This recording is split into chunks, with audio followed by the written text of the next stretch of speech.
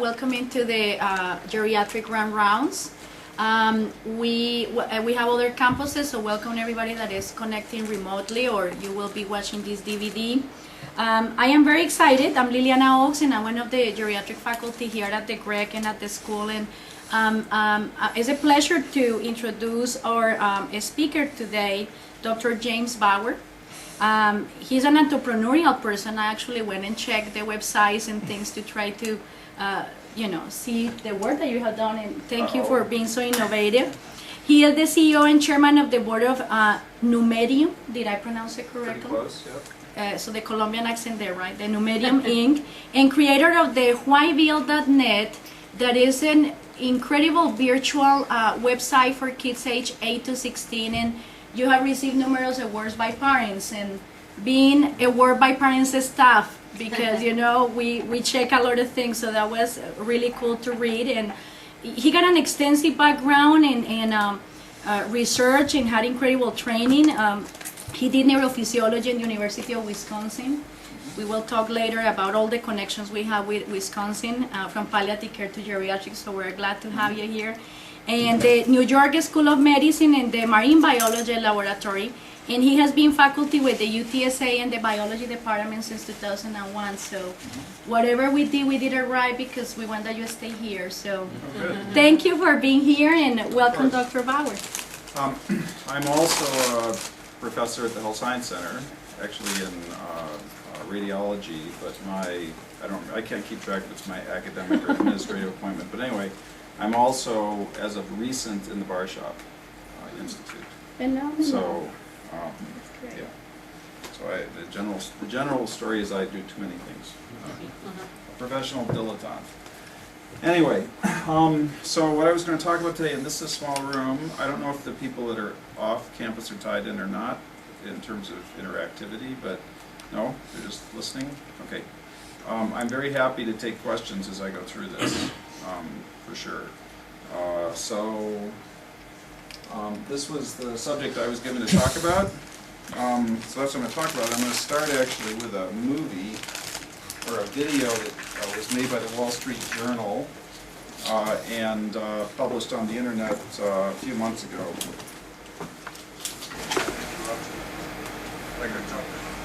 Can you hear that?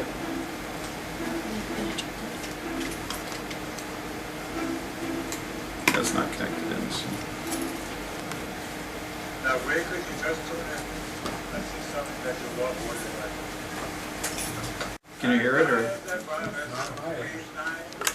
We have little speakers here. Let us connect them. Let us connect these two. Bring to my soul a longing. So when you've been working as long as I was, and you stop completely with no intention of stopping, you really get discouraged. There's nothing to do. You sit home, I could sit on a chair, watch TV, and that's about it. You can't go to a movie, you can't even go for a slice of pizza. There's nothing you can do. I have always had a girl when I was working as a boy. I never typed. I never knew from you. We used to use the telephone, and that was it.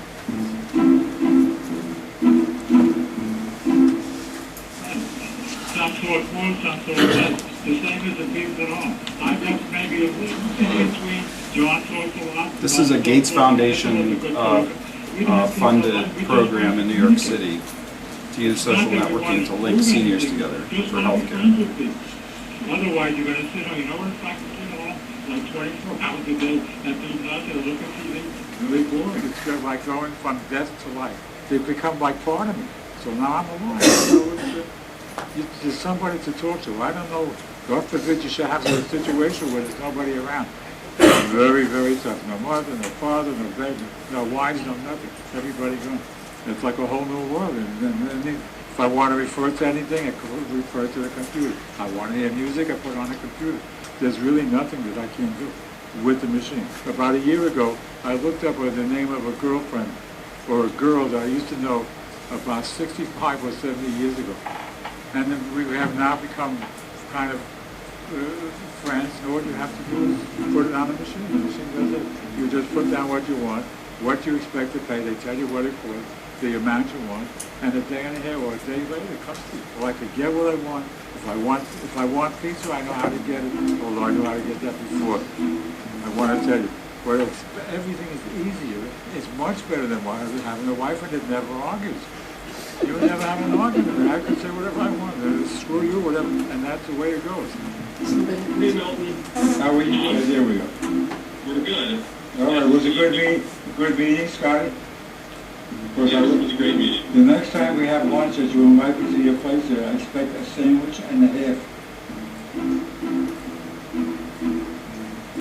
You have to say you like this whether you like it or not. I'm really not a professional. Good thing I was a buyer. Till the clouds come along to disperse.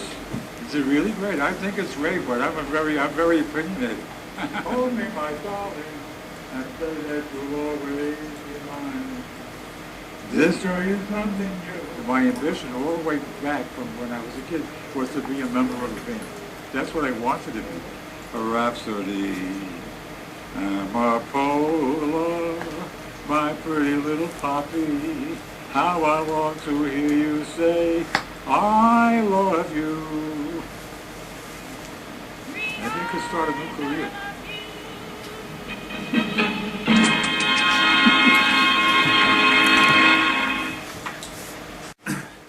The point, which you probably all know anyway, is that seniors are the fastest growing segment adopting the internet. And there's an interesting aspect to that demographically, and that is that the seniors that are most quickly joining the internet and getting involved in the internet are the ones who have most recently retired. So basically, as soon as you stop working, apparently what you do is get on the internet. Because it's a very high percentage of people that simply get immersed in the internet as soon as they retire. Okay? And these are some data actually from Pew Internet, which keeps track of this, showing this growth in the use of the internet by people over the age of 50. And even over the age of 65 continues to grow. It's a very fast growing segment. This is actually the percentage of U.S. adults who use the internet to find healthcare treatment information. Those of you that are doctors already know this, right? Because you know how many times someone walks into the office and has already diagnosed themselves, knows the medication, and has actually, in many cases, when I talk to my physicians about this, has read 2 or 3 articles actually and believes themselves now to be an expert. This is just a fact of modern being a physician. Okay? 53% of seniors at the moment report that they use the internet to get healthcare information. That number is going up dramatically and regularly each year. This is the growth of the use of social networks by age. And seniors, again down here on the bottom line over the age of 65, were slower to adopt the social network world, but they're picking up rapidly. There was a report actually just released yesterday by PricewaterhouseCoopers looking specifically at social media and its use to collect healthcare information and make healthcare decisions. And what that report shows is that 1/3 of Americans are now using social media sites, Facebook, Twitter, etc., to actually seek medical information. 41% of them claim that it affects the choices they make in terms of doctors or hospitals. 34% claim that it affects their decision making with respect to medications. 32% claim it affects their decision-making with respect to healthcare and health insurance companies. 90% of 18 to 24-year-olds state that they trust the information they find on social networking sites about medicine. 45% of seniors state that, and that number again is going up. So, what do we do? So the situation is that seniors are coming on the internet in large numbers. Turns out they're doing the same things on the internet that younger people did, and in particular, one of the major things that young people do, we know, and also seniors do, is seek healthcare information. Okay? So what are we doing about that? And by we, I mean, you know, the University of Texas Health Science Center of San Antonio and other similar health organizations around the country. I was actually asked to give a keynote address at HIMSS, which is the annual meeting of medical technologies, about 40,000 people in Las Vegas. I was asked to give a keynote address there a couple of months ago, and I spent a day looking for some evidence that this was happening within the vendors, within the sessions, all talking about the use of technology in medicine. And I finally, after looking for half a day, found a small group in the corner, literally, and I have a picture I didn't put in it, of people thinking about social networks in medicine. There were about 14 people standing there. Okay? There was no evidence anywhere else that this is happening that I could find. Okay? So, in a similar, in another study done by Deloitte, published recently, where they asked it, what are your trusted sources of healthcare information? Okay? And we can be proud, I suppose, that first medical associations were reported as the most trusted source. Academic medical centers was the second most trusted source. Interestingly enough, at the bottom was health insurance companies. Worse than health insurance companies were pharma companies. And worse than all of them were your employers. Okay? So we, being a medical center, are listed way up here at the top with respect to trusted sources of health information. Okay? Factors, this is again Deloitte, factors in which that used by humans to make decisions about choosing providers, where they go for their health care. There's first, it's money. Second is coverage, how many choices you have in terms of picking physicians. But way up here towards the top is easy to understand and familiar information. So how are we doing as a health science center in providing people information about what goes on here? They already believe that we know more than anybody and we are more trusted than anybody else in the healthcare business. What are we doing to engage them? Nothing. Basically. If you search on UTHSCA, which I did this morning, and diabetes, UTHSCA and geriatric care, UTHSCA and you name it, concerned to seniors or anybody else, you end up going to a link that you actually can't pull up unless you've registered with UTHSCA. So there's nothing. We have articles. We're doing sort of traditional things. We're publishing HSC top stories. We have a find a physician operation. We have news and communication is all about that. But there's nothing that's being done to engage these people where they now are. Okay? Where do they get most of their health information? Do you know? What website is the most used website on the internet? Google. YouTube.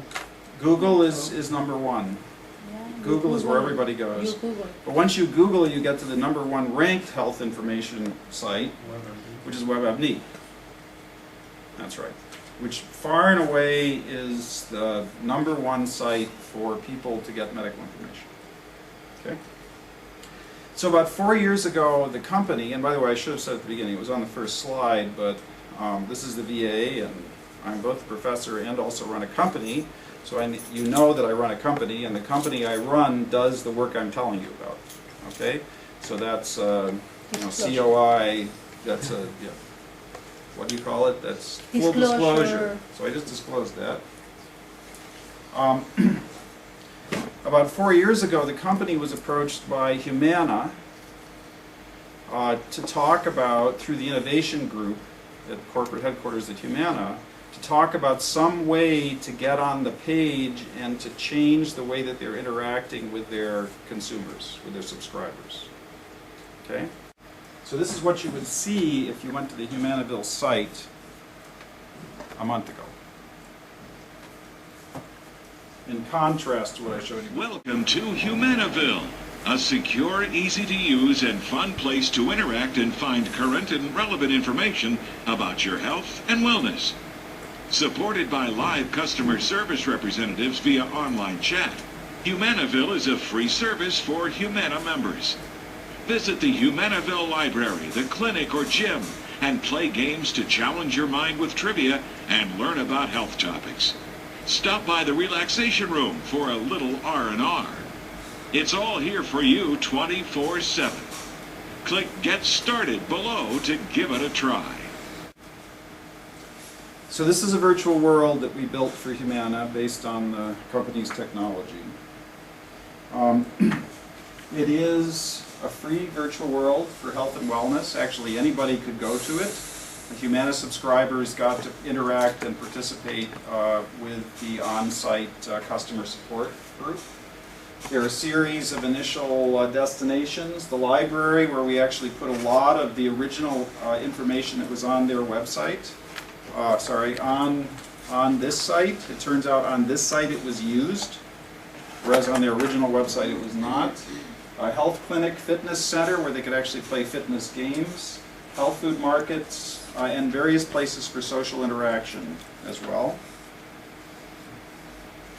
To give you an example, we also know that one of the things that people like to do is get involved in games that involve surveys, them providing their own information.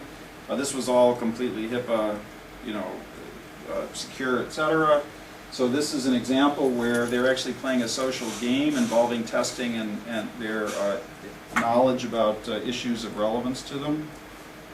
They could actually submit to us questions that they wanted to include in next week's quiz, which they did. It was then sort of all across the entire site. This is the health food market. This is the an actual nutrition game where you can sign up to eat properly or to eat virtual foods. Depending on what you eat, you get sick or you don't get sick. This is a big complicated game that actually we designed with support originally from the UT system for Yville, which I'm going to talk about in a second, just for context. This is a virtual help desk staffed 24/7 by Humana. So instead of going through a phone tree or digging through their internet site, you could actually go directly and have somebody that could answer your questions right there immediately. This site is bilingual in English and Spanish as well. One of the things that we do a lot, because the engine is designed this way, is to keep track of what people are doing, to be able to further develop the site, and also be able to find metrics and feedback to the sponsors. So Humana uses this as a way to better understand their customers. Okay? It's a very powerful way to use this kind of technology. And this is the result. The site was launched as sort of a quiet launch last May. The first advertising that was done in October of last year, and this is the growth with no further advertising or promotion. On the internet, this is known as viral growth.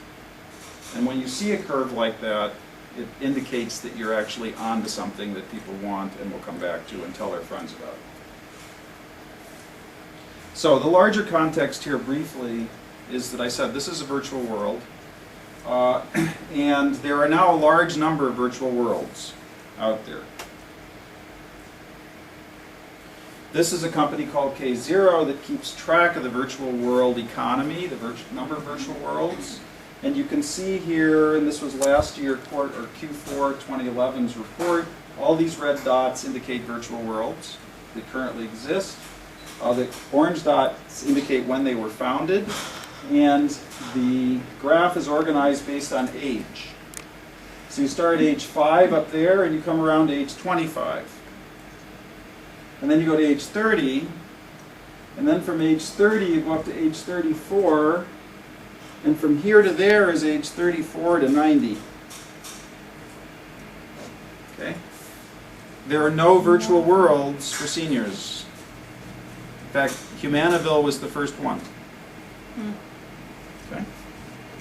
The first virtual world altogether, so this is the seniors section out here. Nothing. And if you go to conferences and give talks and tell people we're building a virtual world for seniors, they'll tell you, well, seniors aren't really on the internet and they can't manage the internet. Well, that's just silly. Okay? This is the origins of virtual worlds, and the first virtual world launched ever was in 1999. It was launched by us, called Yville. That's one of the patents, because we were first in. And Yville is really where Humanaville came from. And let me tell you why. First, this is the viral growth chart for Yville. That number is now 7.2 million children. We're getting about 1,500 to 3,000 per day that are signing on to Yville. According to ComScore, these are engagement stats. One measure of engagement that's an important measure is how long does someone stay on the site after they get there. This compares Yville to a few other sites you may have heard of, Club Penguin, PBS Kids. Actually, they've improved a lot recently. Webkins. So Yville is one of the most engaging sites for children on the internet. And in fact, 72% of our users are female, average age 13 and a half. So we are one of the main sites that young women interact on the internet in these sort of spaces. Yville has a large number, over 100 different educational activities running across a wide range of subjects, founded or sponsored by an equally wide range of supporters. As I said, the nutrition project in Yville, that's a child that's gotten osteoporosis because they're not eating enough calcium, was actually originally funded by the University of Texas Central Office. There are a wide number of educational activities in Yville. Here's the demographics. 47% of our users are between the age of 2 and 17. 7% of our users are over the age of 50. Thanks. I wanted to ask you that when they map that, because there is no senior virtual worlds, are they shopping in other categories, and can they discern if that is what is happening? Well, they're in Yville, for one thing. Yeah, 7%. And they're on many other parts of the internet, but no one has designed a virtual world for them specifically except us. Okay. So let me tell you why there's so many seniors in Yville. So this is an example of how Yville does things. This is what's known as the YPOX activity in Yville. In 2002, we decided it would be interesting to see what happens if we gave our kids, and this is a virtual world, so the kids live there as avatars. This are their avatars. They walk around, they chat, they do various activities. We decided it would be interesting to give them a disease. So we invented something called the YPOX, which gave them acne and made them sneeze. Okay? My friends in the industry, when we told them we were going to give our 12-year-olds acne, okay, assumed that that was a really stupid thing to do and that they would all leave. But it turns out 12-year-olds are really interested in acne. Okay? The thing that really annoys them about the YPOX, which is a contagious disease, by the way, it's a virus. It's a type 2 bacteriophage, turns out. But the thing that really annoys them is not the acne, it's that it sneezes. It makes them sneeze. When they sneeze, it wipes out their chat line. So you can imagine a 6-year-old sitting there trying to say good morning, and then they sneeze and they have to start over again. Okay? You would think in principle this would drive them away, but not at all. I mean, the YPOX is one of the more engaging things we've ever done in Yville. No virtual sanitizers or some other? Yes, there are, absolutely. I'll tell you about that in a second. So, for example, the children have continuously, for 13 years, published a newspaper called the Yville Times. And when things come up that they're interested in, they usually write articles about them in the Wyville Times. Here's a recent article written by one of the kids who has YPOX, as you can see, about the pox. My favorite article of all times about the YPOX was titled, "You Cannot Get YPOX from Casual Contact." I was giving a talk about Wyville, and there was someone from the CDC in the room, and I told them about the YPOX, and she was the new, just hired, first ever social media person for the CDC. This was about 6 years ago. And she came up to me and said, "We can do something about the YPOX if you let us." And I said, "What?" And I said, "Well, why don't we come into Wyville as the CDC and vaccinate kids against the YPOX?" So for the last 6 years, whenever flu season comes around and they've started their vaccination campaigns, the CDC sets up a vaccination station in Wyville to vaccinate kids. They also run information, public information sessions, in which CDC experts come in and interact with thousands of kids at the same time, because we can do that with the technology, answering questions they have about, infectious diseases. Anyway, the CDC in 2008 said, well, we like vaccinating kids, but what we're really interested in is vaccinating their grandparents. Can you help us with that? And we said, sure. So we set up a project in Wyville where kids can invite their grandparents in to be vaccinated. What the CDC knows from the work they've done about that is that if a kid, a grandchild, invites a grandparent into a virtual world, our virtual world, to get vaccinated against a virtual disease, it significantly increases the likelihood that the grandparent will get vaccinated in the real world. Okay? This is actually a celebration of Grandma and Grandpa getting vaccinated, taking place virtually in Wyville at the end of flu season. So, the result, seniors are already in Wyville. It's 7% and growing, and our metrics show that they're just as active as kids.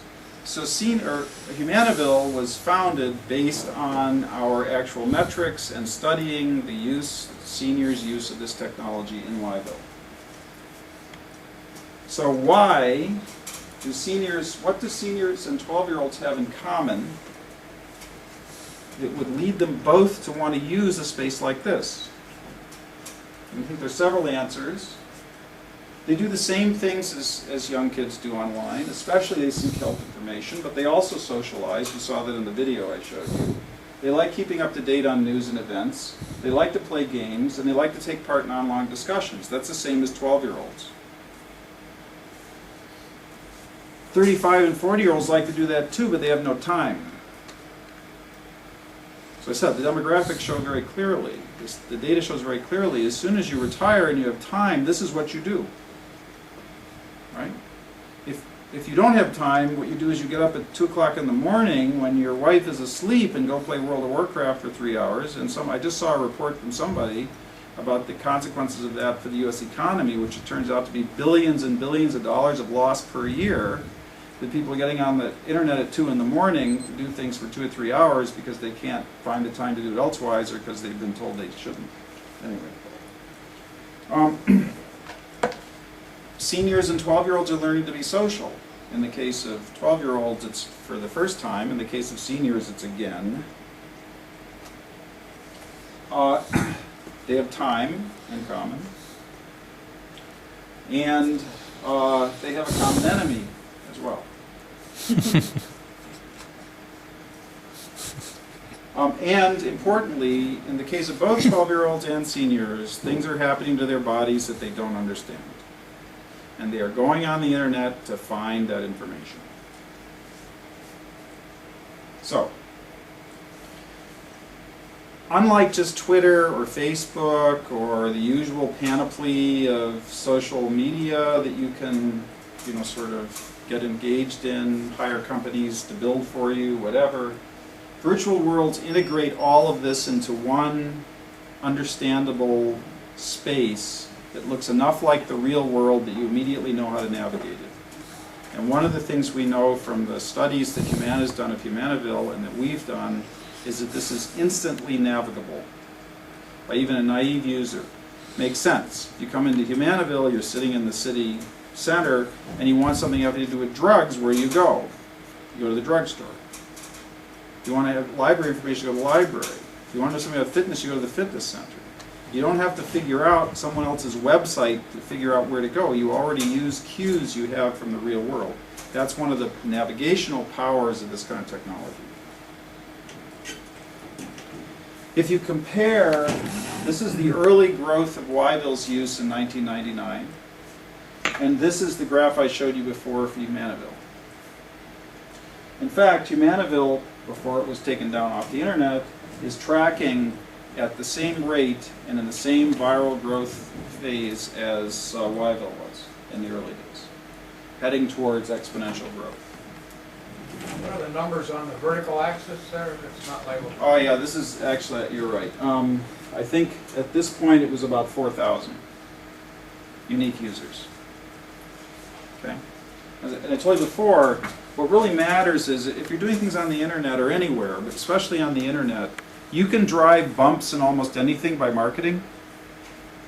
The question is, if you turn off the marketing, what happens? So this bump was marketing. But then once you turn the marketing off, if it continues to grow, then you're in a viral domain, and that's what you want. Okay? Disney maintains use of their sites by continuous marketing. If you've got millions and millions of dollars, that's great, in principle. Although people, it turns out, only go to Disney sites for a very short period of time. So they don't really engage there, they just keep driving more and more to the sites because of marketing. But this is what you want to see. Okay? So that's what I want to tell you, and I'm very happy to answer additional questions about this. Actually, the Innovation Center at Humana is trying to figure out a way with another group to keep moving this forward because they recognize the value of this. For Humana and for anybody that's in the traditional healthcare world, it's a challenge. And I was talking to my physician 2 days ago, who was saying, it's just a challenge how much people are using the internet to find information. What I said to him is, wouldn't you rather they were finding your information? I mean, it seems you're not going to stop that. That's not going to stop. Okay? But we are a highly valued source of information. We have a very high reputation for medical information. We're doing nothing now to provide that or very little to provide that to the public, and they want it. Instead, there are companies stepping in to do it, with ulterior motives in some cases. So we have an opportunity, and I would even say an obligation to do something. And that we actually came out with guidelines for use of social media 2 days ago, and it's up for approval at the CRC. We did put together a toolkit for any of you who are interested in professional use of social media, including Facebook and Twitter. This has nothing to do with company activities, it's all health science center activities. And in addition to that, we also have a link to all of the university people who are currently using social media. So we do have a Facebook site at CTRC, we have several Twitter feeds, as well as a few YouTube channels. We do not have an institutional Facebook site. UT Southwestern does, the Anderson does, almost every other UT system does, but we do not. So if you're interested in this area and you'd like it as a resource, I'll be happy to forward whatever your needs are to the appropriate people now that we have a committee. We definitely need that information because part of what the GME office is doing with the geriatric medical education is we, like Sandra and me, that are program directors, we're trying to use more Facebook to post things about education, achievements among fellows and things like that. So are you ready? Yeah. Okay, so when we definitely would like, I will give you my contact information and I will distribute it. Or fellows also, we have a lot of them using already, and we have produced little video clips and educational stuff, so we would love to talk to you. Okay, great. There is a Canadian, Alejandro, I bet you guys know him, and he's leading the social media movement in Canada, anesthesiologist, palliative care, and he was the keynote speaker in the Pan American Congress. He is doing a very entrepreneurial thing using Skype with their patients and the problems that it brings in terms of safety, but is being used there, and they have less overseen problem like Americans. Everything here is protected. If it's not protected, well, they're actually doing great stuff. So that would be an interesting thing. You had a question, I'm sorry? No. Okay, good. All right. Well, can you stay for a few minutes in our poll if somebody wants to ask you more Sure, of course. questions? So the next activity needs to start. But thank you so much, Dr. Bauer, for coming. We really appreciate it.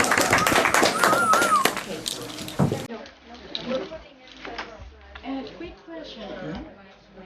We would like to visit your family. Well, you can make decisions like that. Best way to do it?